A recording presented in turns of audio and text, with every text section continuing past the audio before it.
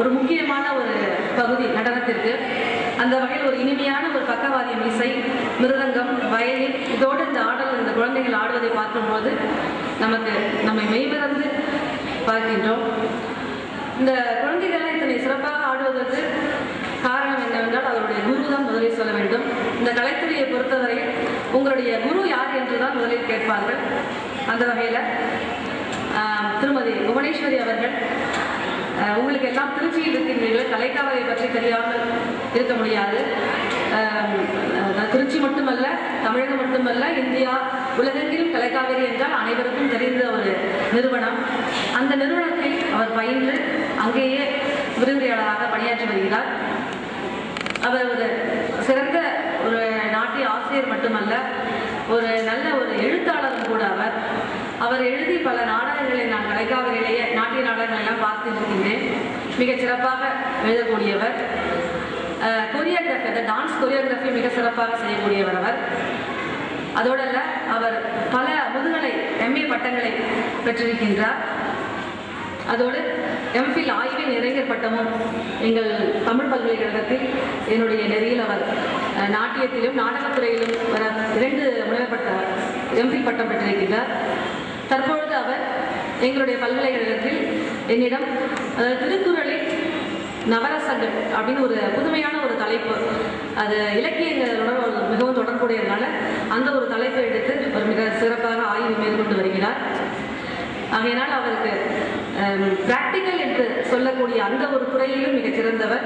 அதே வகையில் theory, dance, இசை எல்லாத்துக்குமே தியரி ஒரு பக்கம் இருக்கிறது, செயல்முறை எப்படியோ அதற்கு விளக்க உரையும் இருக்கின்றது. அந்த பாடத்துறையிலும் அவர் மிக சிறந்தவர். அவரை நான் பல ஆண்டு காலமாக நன்கு அறிவேன். அவர் சொல்லியிருக்கிறார், நான் எங்கள் இல்லத்திலேயே ஒரு நாட்டிய பள்ளி நிறுவி அங்கே பல மாணவர்களுக்கு பயிற்சித்து வருகிறேன் என்று. நான் இப்பொழுது திடீரென்று அழைத்தவுடன் சரி, நான் முதல் முறையாக என்னை அழைக்கிறார் என்று கண்டிப்பாக நான் வருகிறேன் என்று வந்தேன். இங்கே ரொம்ப சிறப்பாக சின்ன குழந்தைகளை கூட, அதாவது அவர் மகள் கூட மிகச் சிறப்பாக ஆடினார். அந்த பாடலில் தெரியாமல் இருந்தால் கூட அதை முடிக்காமல் போகக்கூடாது அப்படின்ட்டு அவர் நின்று அதை முழுமையாக முடிச்சுட்டு அந்த குழந்தை போச்சு. அந்த வகையில் எல்லா குழந்தைகளுக்கும் மிக சிறப்பாக பயிற்றுவித்திருக்கிறார். இந்த நாட்டிய நிகழ்ச்சி இன்றைக்கு இவ்வளவு சிறப்பாக நடைபெற்றதற்கு நட்டுவாங்கம், வாய்ப்பாட்டு, மிருதங்கம், பக்க இசை கலைஞர்களும் ஒரு முக்கியமான ஒரு பங்கு. நாட்டியத்தை பொறுத்தவரைக்கும் நாட்டியம் மற்றும் அது ஒரு சிறப்பு, தனியாக நாட்டியம் மட்டும் ஆடினா ஒரு சிறப்பாக இருக்காது, அதற்கு பக்க இசை தான் மிக மிக முக்கியம். அந்த வகையில் இந்த கலைஞர்கள் இன்று பக்க இசை கலைஞராக வந்திருந்த இவர்கள் அனைவரும் கல்லூரியில் பேராசிரியர்களாக பணியாற்றி வருகிறார்கள். இவர் இந்த வாய்ப்பாட்டை இசைத்தவர் நடராஜன் அவர்கள் கலைக்காவிரி கல்லூரியில் பேராசிரியராக இருக்கிறார்.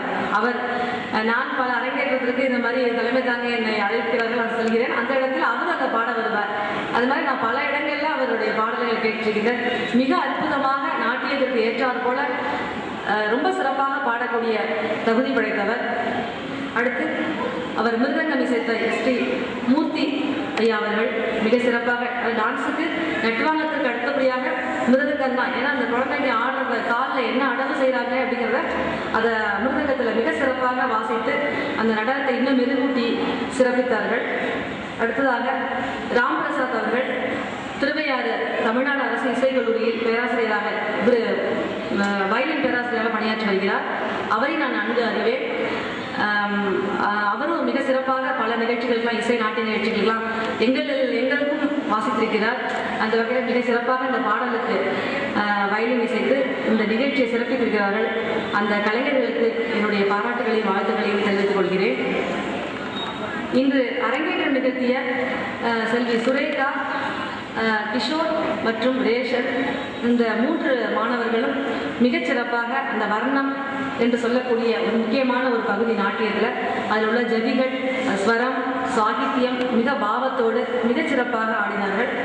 அவர்களைப் போல சலங்கை பூஜை நிகழ்த்திய செல்வி சந்தோஷி, ஸ்ரீபிரதா, ராதா செல்வி, ஹேமலதா, அலமேலு, மகாலட்சுமி இவர்களும் மிக சிறப்பாக ஒரு சில உருப்படிகளை ஆடினார்கள். இவர்கள் அனைவரும் இதோடு நிறுத்திவிடாமல் இந்த கலையை மேலும் நிறைய கற்றுக்கொள்ள வேண்டும். அதாவது அரங்கேற்றம் ஆடியவர்கள் இன்னும் பல நிகழ்ச்சிகளெல்லாம் பங்கேற்று நிறைய இடங்களில் ஆடி பல பட்டங்களை எல்லாம் பெற வேண்டும். இந்த சலங்கை பூஜை நிகழ்த்திய மாணவர்கள் அடுத்த நிகழ்வாக இவர்களுடைய அரங்கேற்றம் மிக சிறப்பாக நடைபெற வேண்டும் என்று இந்த குழந்தைகளை வாழ்த்துகிறேன். இவர்கள் அதாவது ஒரு நாட்டினுடைய வளர்ச்சி என்பது அந்த நாட்டினுடைய பண்பாடு, கலை இவற்றையெல்லாம் பொறுத்துதான் இருக்கும்.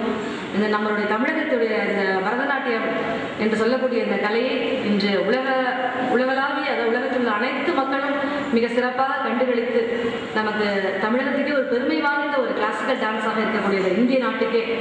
இந்த நாட்டியம் இன்னும் மேலும் சிறப்பாக எல்லோரும் பாராட்ட வேண்டும்.